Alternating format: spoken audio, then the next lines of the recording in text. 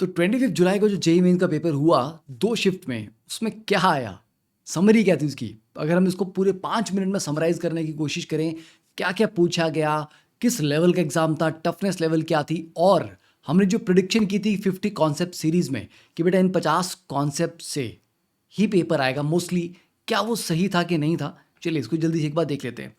तो देखिए ये है समरी। तो एसिडिटी ऑफ फिनोल्स के ऊपर क्वेश्चन आया। एसिडिटी और बेसिसिटी मैंने एक टॉपिक उसमें दिया था, इसको मैंने पढ़ाया भी था। Ionization energy trend in the second period, जहाँ पर हमने बात की थी कि है ना पीरियोडिसिटी, जब चैप्टर आपको रिवाइज करवाया था मैंने 15 मिनट्स वाली वीडियो में, कि बेरिलियम की क्यों बोरॉन से ज़्यादा होती है और नाइट्रोजन की आयनाइजेशन एनर्जी क्यों ऑक्सीजन से ज़्यादा होती है। ग्रिग्नार्ड रिएजेंट का सिंपल सा रिएक्शन है ना, साइनाइड को ग्रिग्नार्ड रिएजेंट से ट्रीट किया फॉलोड बाय हाइड्रोलिसिस, और उसके बाद जो कार्बोनिल कंपाउंड बनेगा आपका उसका कर दिया रिडक्शन। ठीक है, क्लीमेंशन रिडक्शन सिंपल। तो आपका यहाँ पे अल्केन बनेगा फाइनली। 1,2 ग्लाइकोसिडिक लिंकेज किस में थी ये पूछा गया था, तो ये सुक्रोज में होती है, जिसमें अल्फा डी ग्लूकोज और बीटा डी फ्रक्टोज के बीच में अल्फा डी ग्लूकोज का C1 बीटा डी फ्रक्टोज के C2 से सेकंड कार्बन के साथ ग्लाइकोसिडिक लिंकेज के थ्रू जुड़ता है। एलोस्टेरिक साइट को पूछा गया, कवर किया है हमने इसको शॉर्ट अपने वीडियोस में। डेंसिटी ऑफ ग्रुप 2 एलिमेंट्स, ये बड़ा इंपॉर्टेंट है। ठीक है, ये चीज़ पूछी गई है कि अल्कलाइन अर्थ मेटल्स में डेंसिटी का ऑर्डर क्या है, क्योंकि इसमें डेंसिटी का ऑर्डर बिल्कुल स्ट्रेट नहीं है, डायरेक्टली इंक्रीज नहीं कर रही डाउन द ग्रुप जाने पे। नॉर्मली ऐसा होता है कि डाउन द ग्रुप जाने पे डेंसिटी लगातार इंक्रीज करती है, पर यहाँ पे पहले क्या, वो पहले डिक्रीज करती है कैल्शियम तक, उसके बाद फिर से इंक्रीज करती है। ठीक है, तो कैल्शियम की सबसे कम थी और डाउन द ग्रुप जाने पे उसके बाद कैल्शियम के बाद फिर से बढ़ने लगेगी, तो बेरियम की सबसे ज़्यादा होगी। तो ये आपकी वैल्यू है डेंसिटी की यहाँ पे। एसिडिटी ऑफ ऑक्साइड्स, मैंने आपको कहा था acidic oxide, basic oxide, neutral oxide, amphoteric oxide, पूरा इसका लिस्ट आपको बना के दी थी मैंने। तो एसिडिटी ऑफ ऑक्साइड के ऊपर सिंपल सा क्वेश्चन आया था। देन कि दो इक्विलिब्रियम रिएक्शन है, पहले का इक्विलिब्रियम कांस्टेंट K1 है, दूसरे का K2 है, दोनों को अगर ऐड करके नया रिएक्शन बनता है तो उसका इक्विलिब्रियम कांस्टेंट क्या होगा। अरे भैया दोनों K1 K2 को मल्टीप्लाई करेंगे ये होगा। ठीक है, ये क्वेश्चन आया हुआ है। पॉलीमर और उनके यूजेस के ऊपर मैच द फॉलोइंग क्वेश्चन आया हुआ है, तो पॉलीमर और उसके यूजेस हमने ऑलरेडी कवर किए हैं ना। Then CFSC crystal field splitting, ठीक है, कितनी है, तो स्टेबलाइजेशन एनर्जी तो नहीं, क्रिस्टल फील्ड स्प्लिटिंग के ऊपर क्वेश्चन आया हुआ है। एल्डोल कंडेंसेशन शॉर्ट में आपको करवाया था। ड्रग्स एंड देयर यूजेस, कि फ्लोराइड क्या होता है, दांतों को गला देता है, सड़ा देता है, तो हार्मफुल फॉर बोन्स। सल्फेट जो है वो लैक्सिटी के पेट साफ कर देते हैं, अगर आप बहुत दिनों से पेट साफ नहीं हुआ है तो। निकोटिन पेस्टिसाइड की तरह भी यूज किया जाता है, apart from being use as a drug. Sodium arsenide is also use as a herbicide. Preparation of high purity hydrogen, hydrogen के रिकैप पूरे चैप्टर में अच्छे से आपको सारे प्रिपरेशन मेथड मैंने करवाए थे। Electrolysis of barium hydroxide. Hybridization of xenon compounds, ये आपको मैंने 25 स्ट्रक्चर्स केमिकल बॉन्डिंग वाले में इसकी पूरी स्ट्रक्चर, शेप, हाइब्रिडाइजेशन पूरा एक्सप्लेन किया था। एसिडिक ऑक्साइड्स के बारे में पूछा था, number of spectral lines atomic structure से। आइडियल गैस इक्वेशन के ऊपर सिंपल सा क्वेश्चन पूछा गया था। फर्स्ट ऑर्डर काइनेटिक्स में आपको ग्राफिकल क्वेश्चन दिया था, ग्राफ दिया था, वहाँ से कुछ डेटा लेके फर्स्ट ऑर्डर इक्वेशन की वैल्यू में पुट करना था और वहाँ से टी हाफ की कैलकुलेशन करनी थी, सिंपल क्वेश्चन था। लिमिटिंग रिएजेंट के ऊपर, मोल कॉन्सेप्ट के ऊपर 2 तरह के क्वेश्चन थे। नंबर ऑफ स्टीरियो आइसोमर, हाँ C5H12 की अगर आप मोनोब्रोमिनेशन करते हैं तो पहले C5H12 के नंबर ऑफ स्ट्रक्चरल आइसोमर्स लिख लो, फिर उनकी मोनोब्रोमिनेशन करके देखो, फिर उसमें जो फाइनल प्रोडक्ट बनता है उसमें किसमें कायरल सेंटर है नहीं है ना, तो total number of stereo isomers कितने बनेंगे।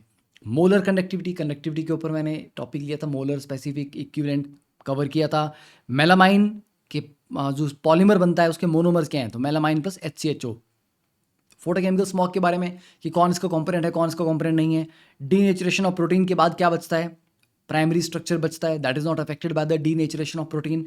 डेंसिटी ऑफ अल्कली मेटल्स के बारे में भी क्वेश्चन पूछा गया, मतलब एक शिफ्ट में density of alkaline earth metal के बारे में पूछा गया, सेकंड वाले में अल्कली के बारे में। अल्कोहल को अगर SO2Cl2 प्लस पिरिडीन करते हैं तो क्या होता है, यहाँ पर आपका SNI नहीं होता, SNI होता अगर आप सिर्फ SO2Cl2 या SOCl2 ले लेंगे, पर अगर आप साथ में पिरिडीन लेते हो तो ये SN2 रिएक्शन हो जाता है, करवाया गया है आपको, अच्छे से बताया गया है। PH of simple salt solution, ये देखिए डायरेक्टली ये वाला क्वेश्चन पुराना क्वेश्चन है, रिपीट है, ये पहले भी क्वेश्चन 2017 में आया हुआ है जेईई मेंस में, और कैसे है, बिल्कुल लॉजिकल क्वेश्चन है, इसमें आपको कैलकुलेशन करनी नहीं है। वीक एसिड का पीके है 4.8, वीक बेस का पीके है 4.78, तो they are both weak, 4.8 and 4.78, पर इनमें भी ज़्यादा छोटी वैल्यू कौन सी है, 4.78, तो पीके भी जितना कम होगा उतनी बेसिसिटी ज़्यादा होती है, तो मतलब वीक बेस है वो वीक एसिड से हल्का सा ज़्यादा बेसिक है, क्योंकि उसका पीके भी इसके पीके ए से हल्का सा कम है, तो मतलब बेस कंपोनेंट थोड़ा सा स्ट्रांग है, तो अगर जो नेट आपका सॉल्ट बनेगा that will be slightly in the basic side, तो आपका 4.79 तो आंसर हो नहीं सकता, और स्लाइटली बहुत कम बेसिक होगा तो 8.58 9.22 ये भी नहीं। तो अगर आपका समय नहीं था तो आप डायरेक्टली इसको लॉजिकल तुक्का भी यहाँ पे लगा सकते थे कि भैया यही एक प्रोबेबल आंसर लग रहा है यहाँ पे। देन क्रिस्टल फील्ड स्प्लिटिंग के ऊपर एब्जॉर्प्शन ऑफ लाइट, जितने स्ट्रॉन्ग लिगेंड होगी उतनी ज़्यादा क्रिस्टल फील्ड स्प्लिटिंग होगी, उतनी ज़्यादा जो एब्जॉर्प्शन ऑफ लाइट होगी उसमें एनर्जी हायर होगी ना, फ्रीक्वेंसी और वेवलेंथ को आप रिलेट कर सकते हो। एक्सट्रैक्शन ऑफ कॉपर के ऊपर क्वेश्चन आया था स्लैग फॉर्मेशन पे। Then reaction of diborane with 3 degree amine करवाए, बोरोन के रिएक्शन आपको ओजोनोलाइसिस के ऊपर क्वेश्चन था।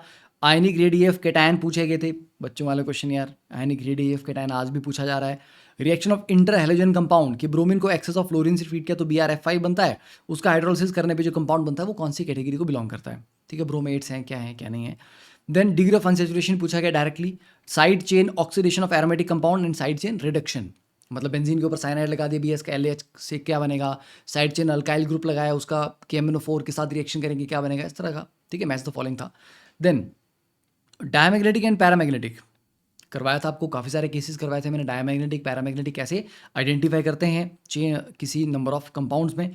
PH of a solution of weak acid and strong base, pH के फॉर्मूलाज भी आपको मैंने करवाए थे, सारे केसेस करवाए थे। नंबर ऑफ मिली है ना, मतलब मिली इक्विवेलेंट्स दोनों के निकाल लीजिए, देखिए कितना न्यूट्रलाइज होने का कौन बचता है। एंड एडिबेटिक प्रोसेस के ऊपर एक ढंग का क्वेश्चन आया था।